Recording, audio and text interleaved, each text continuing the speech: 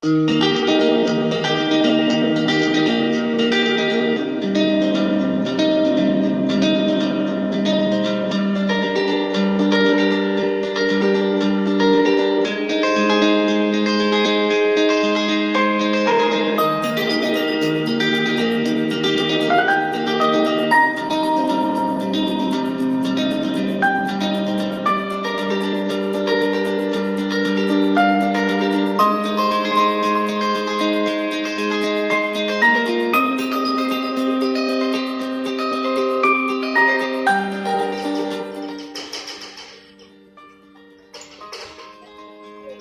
ู่แม่อยู่ปอ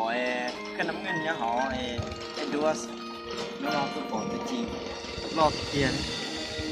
在绕เราก็ทำเป็นขนมเงินได้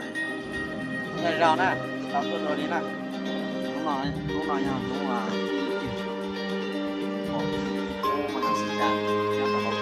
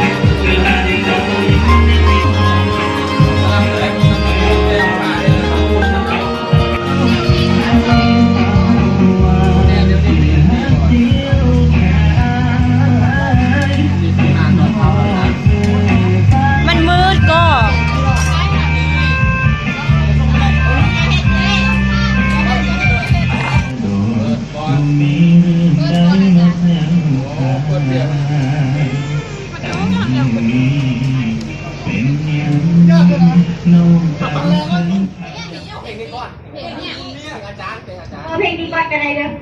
เพลงดีกว่ากันเลยแล้วเพลงต่อไปเนาะ5 เพลงก็เต้าอีสานเพลงต่อไป5 เพลงเลยเอาใช่